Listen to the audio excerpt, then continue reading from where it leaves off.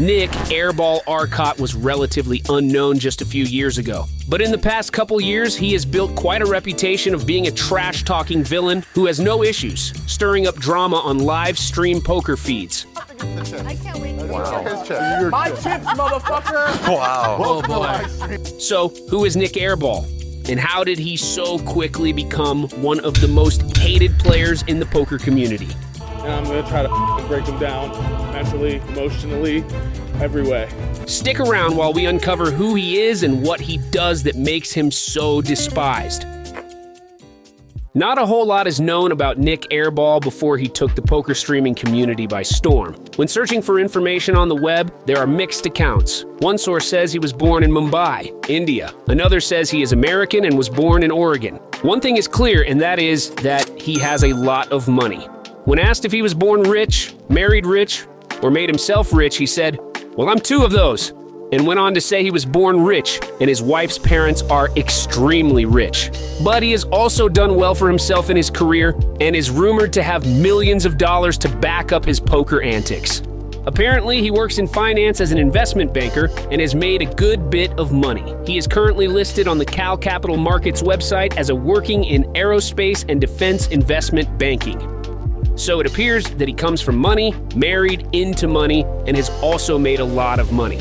So that explains why he plays so aggressively. He can clearly stomach large losses. According to Airball, he picked up playing poker when he was attending college at New York University in Shanghai. After college, he moved to New York City to work in investment banking. His then girlfriend, now wife, attended school in Los Angeles, and Arcot would travel regularly to visit her. It was during one of his trips to LA that he met Ryan Feldman while Feldman was working on Live at the Bike. "I used to watch that live stream every day, religiously," Arcot said. "I moved to LA for 2 or 3 years and played in Ryan's games all the time off stream, and once or twice on the other stream. Then I went back to New York for a while." Arcot remained in contact with Feldman, and Feldman eventually went on to create the Hustler Casino live stream alongside Nick Vertucci. Arcot then made plans to relocate to the West Coast permanently, and the wheels were set in motion for his live streaming fame. "I moved back to LA in March 2022, and Ryan said, 'Just come and play whenever,'" Arcot said. "I came and played a couple times, I enjoyed it, and then it kind of escalated from there." Things are just heating up here on the Hustler Casino live stage. Arcot's arrival on the poker live stream scene started out relatively quiet. The first few times he appeared on Hustler Casino Live was unremarkable, as one writer put it. It took Arcot weeks of live stream sessions before he seemed to get comfortable enough to transition into the trash-talking villain that he is now. On your bike! On your bike, Tony! You and your aces! He first began to draw some attention, not by bluffing and being aggressive. It was quite the opposite, as it turns out. He actually folded a massive hand against Ethan Rampage Yao, making viewers think that Arcot was a tight, cagey player. Tell Ryan I'm quitting the game. But that is not the type of player he turned out to be at all. That moment seemed to be a turning point for him, like a mythical phoenix. He was reborn from the fire. Nik Arcot was no more. Nik Airball was in control now. At this point, he took a villainous turn and became a regular character on the live-streamed high-stakes cash poker arena. The self-proclaimed king of LA poker began to go on a tear and started targeting some of the other Hustler Casino live players. One of his targets was Benjamin Blank Check Ben Lee. When Lee announced that he was leaving town and taking a break from the HCL stream, Airball went on the attack. Airball was out of town the week that Lee was on the live stream and claimed that was the only reason why Lee was able to win big. After being called out by Arcot, Lee decided to extend his trip in LA so he could play against Arcot. "I was going to take a break, but I got called out for no reason. 89% of the chat voted for me to play one more Friday to shut him up. So it's on," Lee wrote on Twitter. Airball and Lee went back and forth during the live stream, but it was pretty uneventful until the cameras were turned off and blood was spilled. But this time it was Arcot who found himself on the wrong end of a cooler.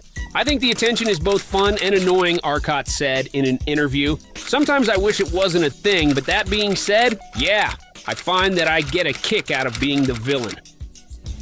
First of all, like, we're on a stream. Like, we're here to entertain, you know? The very next day after his episode with Lee, Airball was on his way to Texas to play at the Lodge in Austin.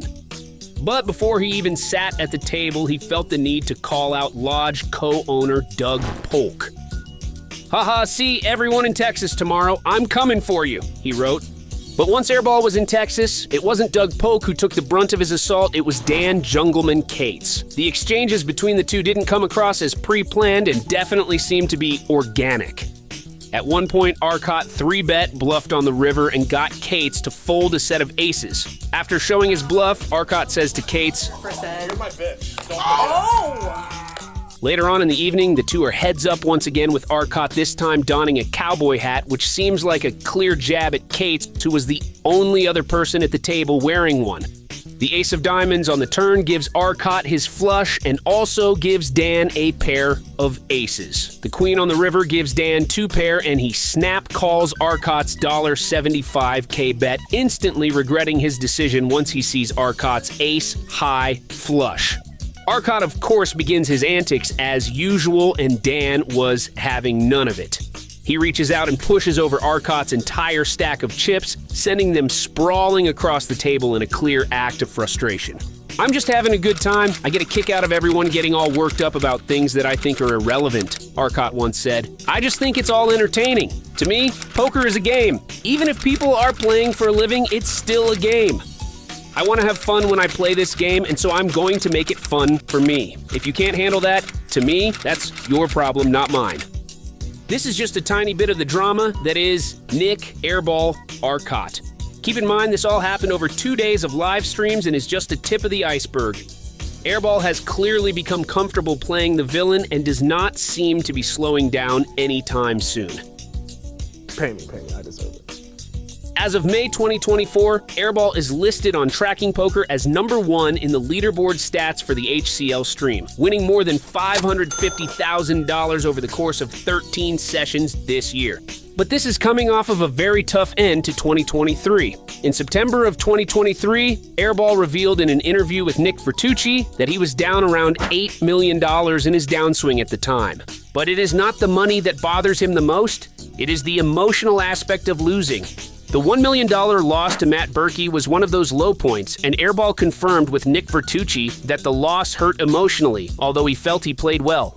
"I felt confident that by the end of the match, I was winning in theory against him, even though I lost so much," he said. If that loss wasn't bad enough, he then lost another $1 million in the Hustler Casino Live $1 million buy-in cash game. Even if he is as wealthy as people think he is, those huge losses would shake most players to their core, and yet Airball seems unfazed and ready to play more. Like him or not, he is here to play. Nik Airball has quickly made a name for himself as a trash-talking and nefarious player who isn't afraid to ruffle the feathers of anyone that has the misfortune of crossing his path. And this is exactly why he is hated by the poker community. Don't forget to hit the like and subscribe button and make sure to let us know which controversial poker star we should cover next.